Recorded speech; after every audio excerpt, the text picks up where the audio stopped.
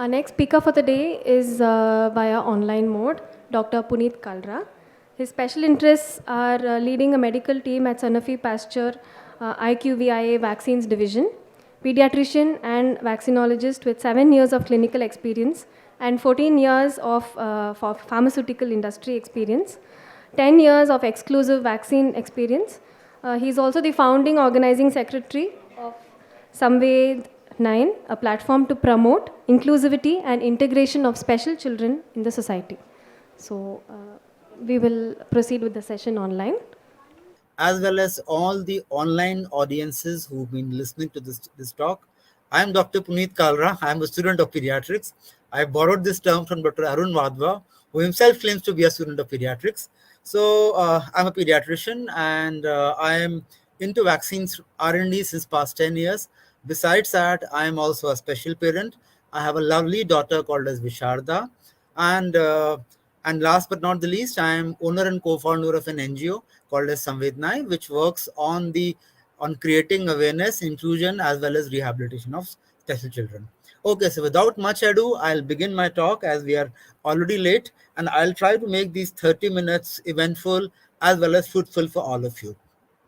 So, vaccines. So you must be wondering, what does this musical band have to do with this presentation? So just off the topic, there's a musical band, there's an indie rock band called as The Vaccines, and in fact they had an album called as What Did You Expect from the Vaccines, which came way back in 2011. So vaccine, let's come back to the main topic. So vaccine is basically a biological preparation of microorganisms, maybe bacteria or bacilli, that is used to induce an immune response that confers protection against infection or subsequent disease. So multiple time, whenever the disease enters your body, it provides protection. It's a very old concept, starting in from 17th century from Edward Jenner, who was known as the father of vaccination. I'm not going into the history of it, but then Asclepius and Hygeia, that is the Greek gods of therapy and prevention. So Asclepius was the son of Apollo, and the staff and the task and the snake all have been symbols of our medical symbology. But basically, both therapy and prevention are two aspects which have been incorporated into modern medicine. And as far as vaccination is concerned, they say better prevent and prepare than repent and repair. So after clean water, vaccination, so clean water and sanitation, and third is vaccination, they form the tripod of the most effective public health intervention systems over the millennium.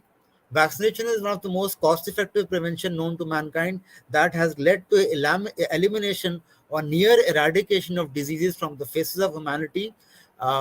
In fact, smallpox, polio, we are near eradication.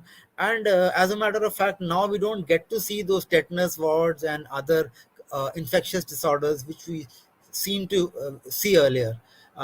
And vaccine is amongst the top 10 most socially beneficial inventions of the millennium. As per World Health Organization, WHO lists 29 diseases for which vaccines are available. These are vaccine preventable diseases. So 29 VPDs are present. And remember, vaccines prevent only against infections. Okay.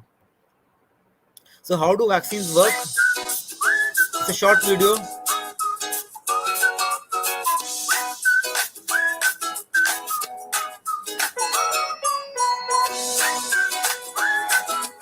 Immune system taking into infection after exposure, recognizing the invading germ.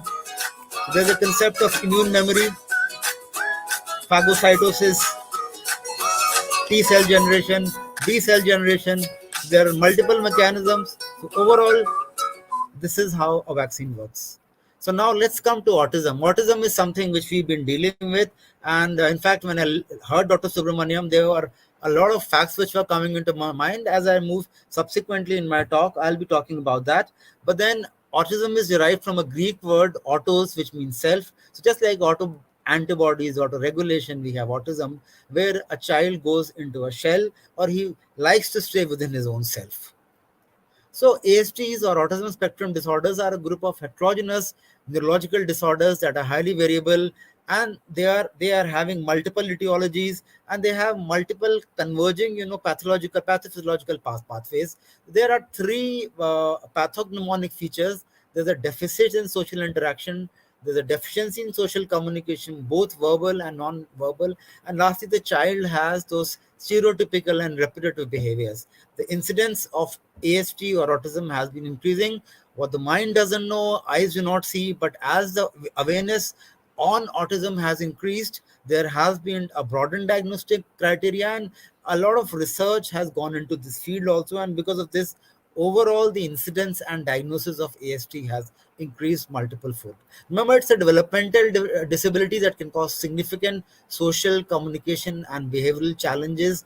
These individuals behave differently from which how many of us would normally behave. So basically, as I was telling, AST is a developmental disability that can cause social, communication, and behavioral challenges. People with AST may communicate, interact, and behave differently from the way from most other people, and but that does not mean that they are any different. It's a different kind of ability. I mean, and we have to move from apathy to empathy towards them, and and the challenges and the abilities which they face. Since it's a spectrum of disorders, they can be from high functioning, that is from gifted to severely challenged. And as per the earlier classification of DSM, that is Diagnostic and Statistical Manual of Mental Disorders, DSM-4, we used to count autistic disorder, pervasive developmental disorder, not otherwise specified, that is PDD-NOS and Asperger's syndrome together. But now these conditions are come under the DSM-5 criteria, and they are called as autism spectrum disorders. So the question which comes to our mind is it many streams or one river? I mean, overall, there are, as I told you, there are multiple spectrums. But now, since because of DSM-5 criteria, which is classified because there were issues in terms of, insurances and in terms of getting those reimbursements. So it is when all these disorders were brought under one umbrella, the overall reimbursement mechanism also became simplified. So now all these disorders, maybe autistic disorders or PDD, NOS, and others, they are classified under autism spectrum disorders. Now we come to the most important questions. I know I'm probably, if my slides had been visible, you would have had more clarity. But then let's have it this way. One question which comes across our mind very often is that, do vaccines cause autism? Are they in any way have any kind of a causal association or any kind of a correlation? So let us analyze. So I have quoted, Stanley Plotkin. So any of you who have read vaccinology, Stanley Plotkin is known as the father of modern vaccinology. In fact, he's written a textbook of vaccines that is called as Vaccines by Stanley Plotkin, which is considered as the Bible of vaccinology. So I've quoted one reference from that, but then besides I have multiple references too, which for the lack of time I won't be discussing. But then overall, when you talk about vaccines and autism, it has been a tale of shifting hypothesis. Childhood vaccination rate, we all know, rates remain pretty high, but then some parental concern always persists that vaccines might cause autism. So there are three specific hypotheses which have been proposed. The first hypothesis is that the MMRV, that is a combination of measles, mumps, and rubella vaccines, causes autism by damaging the intestinal lining, which allows the entrance of encephalopathic proteins. Second hypothesis is thimerosal, an ethyl mercury containing preservative in some vaccines, is toxic to central nervous system. And the third hypothesis is that the simultaneous administration of multiple vaccines overwhelms or weakens the immune system. So let us analyze all these theories one by one. So the first question, does MMR vaccine cause autism? Answer is no, and a big no. There is no scientific evidence that MMR vaccine causes autism. The question about a possible link between the MMR vaccine and autism has been extensively reviewed by independent groups of experts in US, including the National Academy of Medicine, and they have concluded that there is no causal link between MMR vaccine and autism. So the suggestion or the doubt that what was the nidus of this doubt. So there was a paper by Andrew Wakefield. It has its origin in the field of gastroenterology. Today, Dr. Subramaniam was talking about the gut-brain axis and a lot of theories abounding from that. So it probably has an origin in that. So that also remind me, when we talk about a central nervous system and a peripheral nervous system, we also have something called as the enteric nervous system. So that is how the brain neurons, they say, are intricately linked to the intestines. That is why the theory, gut feeling, getting a gut feeling, and extrasensory perception. That's how it arises. So this very suggestion that MMR vaccine causes autism was proposed by Andrew Wakefield et al., a publication which occurred in UK in 1998 in Lancet. It was claiming that the measles vaccines, not the entire MMR vaccines, but the measles vaccine in the MMR, the measles virus, causes inflammatory bowel diseases, and it allows the harmful proteins to enter the bloodstream and damage the brain. Now, this entire research was later called into question when it could not be reproduced by other researchers. The other researchers tried to replicate that, but it did not happen. In addition, the findings were further discredited when an investigation found that Wakefield did not disclose the fact that he was being funded for his research by lawyers who were seeking evidence to use against vaccine manufacturers. So it was basically a vaccine which was sponsored by anti-vaccine lobbies. So vaccine hesitancy and vaccine antagonism is again a very controversial topic which I do not want to discuss. But vaccine hesitancy is owed to multiple factors. One of these is because of publications like this. As a result of it, Wakefield was permanently barred from practicing medicine in the UK, and the Lancer retracted the original article in 2010. Subsequently, there were other researches, and more than 25 articles refute a connection between MMR vaccine and the development of autism. My slides are not visible, but what I'm showing is that this article had been retracted. Subsequently, there was a recent article last year in PLOS One which was quantifying the effect of Wakefield et al., which was published 22 years back, and what was its effect on the safety of MMR vaccine in the US. So, although it says that although the piece was retracted in spring in 2020, both scholarly and journalistic efforts to identify the origins of this contemporary vaccine skepticism, this vaccine skepticism in the US, suggests that the publication of this was and the media attention to it was a pivotal moment in the mainstream acceptance. So, and today also, 1 in 3 Americans believe that the childhood vaccines can cause children to develop, uh, uh, it can cause children to actually develop autism.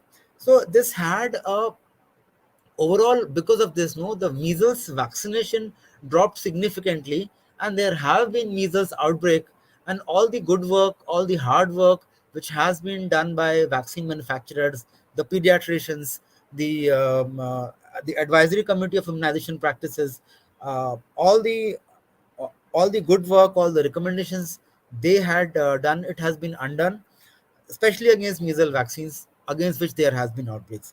But it actually had a kind of a domino effect on other childhood vaccination also, because actually, if you talk about autism, so there are two kinds of autism. One is that the child may be non-verbal, or the symptoms might develop from childhood. The second thing is VARA, or a vaccine-associated regressive autism. Autism in which the child develops normally, and he goes into a shell. There's a regression of symptoms. So this uh, term sometimes is called as a vaccine-associated regressive autism, which was not proven. But the problem is the temporal correlation between the first sign of autism and the routine childhood vaccination remains the same. For if it's a case of regressive autism, it would manifest around 22 months, 18 to 22 months, and that is the time period when MMR vaccine is given. So it is like putting one and one together when two instances are occurring in the same age group in this at the same point in time. So there could be a temporal association, but no causal association or no correlation has been found. So all the studies were there mentioned, all the recommendations were there mentioned that MMR vaccine, or for that matter, other vaccines, do not cause autism. Okay, point one. Now we come to point two, autism and thigh muscle containing vaccines.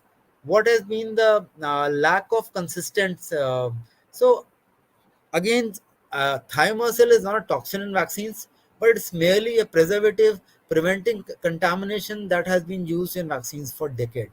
And there has been a fact sheet published by US Center for Disease Control, which has analyzed the correlation between thimerosal containing vaccines, autisms, and other neurodevelopmental disorders. And they have opined that there is a lack of consistent evidence for an association. Now the last point is that do vaccines, do they overwhelm the or they weaken the immune system?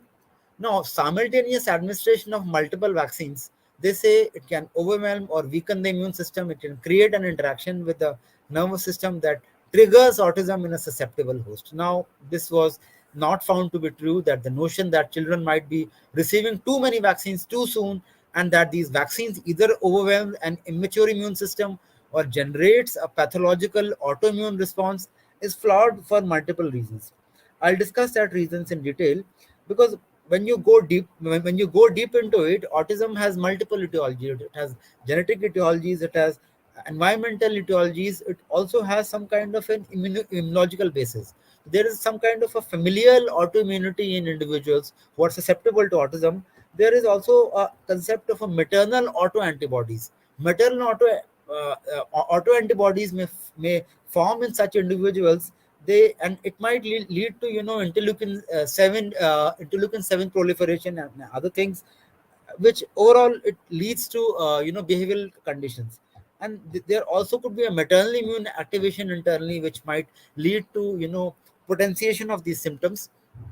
But vaccination, though, is an immune mediated response, but it was not found that it is having any correlation. And as a matter of fact, vaccines do not overwhelm the immune system. They do not weaken the immune system, because the infant's immune system is, though it is relatively naive, but it is immediately capable of generating a vast array of those protective responses. Even conservative estimates predict that the capacity to respond to thousands of vaccines simultaneously is pretty high. So, consistent with this theoretical exercise, combination of vaccines induces immune responses comparable to those given individually. Remember the virus, the virus is in vaccine is an attenuated virus. The wild virus, which is found in nature, is much more potent than the weakened virus. What is the process of vaccination? You are giving a virus which is attenuated or weakened. Either you've killed the virus, that is, it is an inactivated vaccine, or it is a live vaccine which you have technically converted. You have taken a portion of the virus, maybe DNA, RNA, or a capsid or a capsule, and then from that you found it could be a live vaccine, it could be an inactivated vaccine, but at the end of the day it remains an attenuated virus. It is a weakened virus. So it is not as strong as the wild virus, because we just want to cause an immune stimulation. We do not want to cause the disease, because we are given the vaccine, immune stimulation has occurred. Next time, whenever the invading pathogen enters into the body, the immune memory is activated and the body produces neutralizing antibodies to fight off that infection. So this is the principle of vaccination. Since the virus is a weakened virus, okay, although uh, in terms of the combination vaccines too, the number of antigens has more, but still there's some effect is less than the viruses, or as a matter of fact, microorganisms, which are an infant's immune system daily encounters. So the vaccines represent a minute fraction of what a child's immune system routinely navigates. The average child is infected with 4 to 6 viruses per year, and the immune response elicited from the vast antigen exposure of unattenuated viral replication supersedes that of even multiple simultaneous vaccines. So multiple vaccinations do not weaken the immune system. And one more fact which was observed, that vaccinated, when you compared, vaccinated and unvaccinated children, they do not differ in their susceptibility to infections not prevented by vaccines. In other words, vaccination does not suppress the immune system in a clinically relevant manner, Infections with some vaccine preventable disease predispose children to severe invasive infections with other pathogens, and the available data suggests that vaccines do not weaken the immune system. Autism is not an immune mediated disease, and unlike autoimmune diseases such as multiple sclerosis, there is no evidence of immune activation or inflammatory lesions in the CNS of people with autism. Current data suggests that the genetic variation in neuronal circuitry that affects the synaptic development might in part account for the autistic behavior. The speculation that an exaggerated or inappropriate immune response to vaccination precipitates autism is at variance with current scientific data that addresses the pathogenesis of autism. Okay.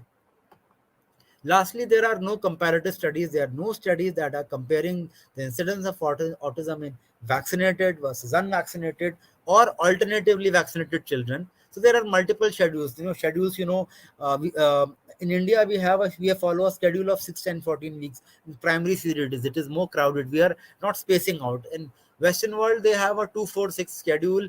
They space out schedule because it is more immunogenic, but in Indian scenario, our focus is that since the infections are occurring early, the attack rate is on the higher side, the immunogens are more. That is why we need earlier protection. The earlier, the better. That is why we are going in for a crowded 6, 10, or 14 week schedule. That is the EPI schedule.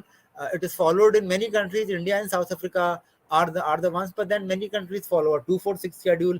Many countries follow a 2, 3, 5 schedules. So immunologically, they say the more you space out, the better it is. But again, it is at the risk of compliance. In our country, since we are in a government setup, we have huge masses of immunization to be catered to. We go in for a 6, 10, 14 week schedule. Okay. So as I said, there are no comparative studies between the incidence of autism in the vaccinated, unvaccinated, or alternatively vaccinated children. So these studies would be difficult to perform because the likely differences among these three groups in healthcare seeking behavior and the ethics of experimentally studying children who have not received vaccines. Okay, there's bioethics also involved over here. If you want to keep a placebo group who has not received vaccines, so denying the benefit of an intervention that is already proven to a child just for the sake of experimenting, it is not ethical. So you cannot, it will be very challenging to have a placebo group in such trials.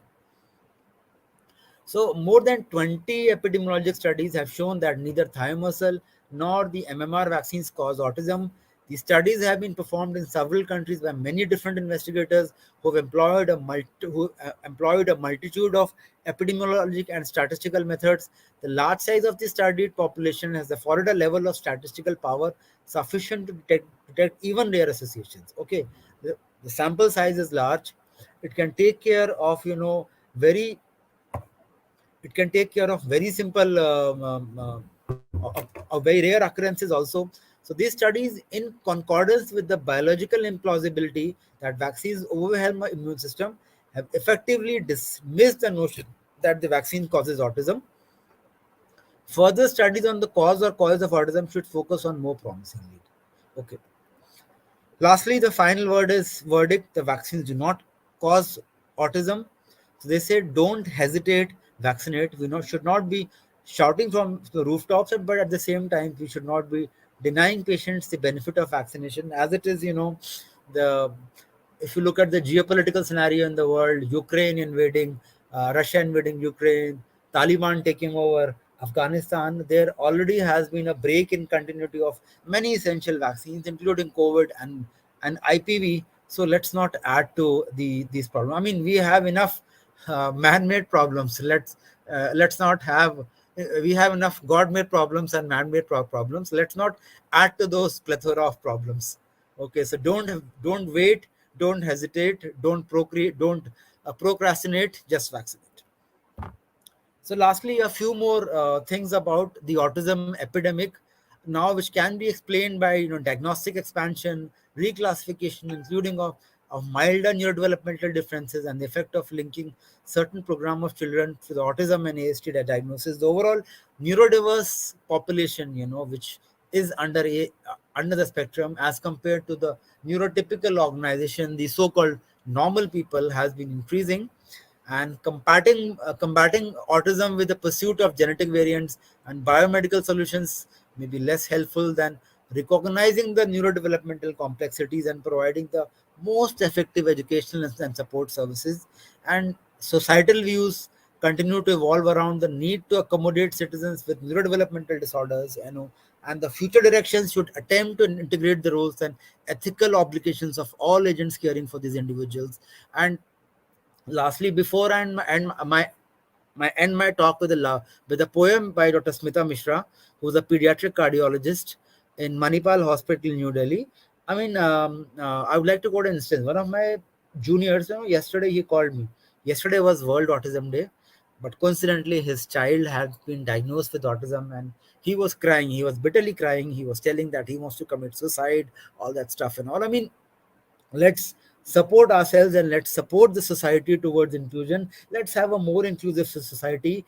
Let's think of how we can help out such children. Let's get more evidence-based science, and let's move on. So I will be talking about this poem, I Love You. It's written by Dr. Smita Mishra. So it talks about an Aussie bear. Aussie bear is a tool which is used for non-verbal communication. Kids who are non-verbal, they can just press that Aussie bear and it speaks out their normal commands. And then Helen Tozing was an autistic scientist who gave who pronounced the process of VP shirting in the field of pediatric cardiology, and Susan Boyle, who was autistic, and she made a musical album. So all these references feature in this poem. So this poem, I Love You, it goes like this: Oh my Aussie bear, I love you with all my heart, dear. Will you like to play with me? I am shy and aloof, so I keep away from peer groups and don't like the people's gaze. They make me jittery and afraid. I have a few limited words to say and want things to work in a certain way. I don't know why I'm so different. That they call me autism spectrum. The doctor keeps counting degrees, that it could be AST 1, 2, or 3. Mom says I don't need to know. Whatever they want, let them think so. It is good. I will not go for an operation, neither for any specific medication. My dad says that he and mom will hug me, love me, and play with me. Slowly, I will learn and welcome all, and then will desire moon and stars, as was Helen Tozing Bing, who proposed a procedure for the Blue Boy, or as was Susan Boyle, who sold a music album and was never called. Come on, ma'am. Come on, mom, dad, I love you. And Aussie Beer to you too. We make a great big team where I feel safe and fine. I'm sure I'll grow to bring a big surprise when I'll do things best to shine bright. Oh, Aussie Bear, till then, please, will you be there always for me? Thank you. So, this poem ends on hope. So, we are different, we are not less. And lastly, this is the poster of a movie which is coming. So, my NGO Samvednaye, in tie up with Shubh Universal Entertainment, is making a movie. Yesterday, on the occasion of World Autism Day, the movie called as Visharda, that is the journey of an autistic child, was announced. It's a movie which we are making from the core of our heart. It will be coming soon. We are trying to provide hope to the society. It is I would say fiction come docudrama, a documentary drama which will actually talk about a lot of medical plus social aspects of autism. It will create that awareness in society which is still lacking, and will try to sensitize the society on the need of love and affection for such children, and the need of being an inclusive society. So no society can call itself to be civilized unless it is inclusive. It thinks differently for those differently able children, for those special children, for kids with autism. All they need is your love, all they need is your care. With this, I end my talk. Thank you very much, friends. I hope I was able to make these 25-30 minutes meaningful for you all, and I'm ready to take on any kind of queries and questions. Thank you.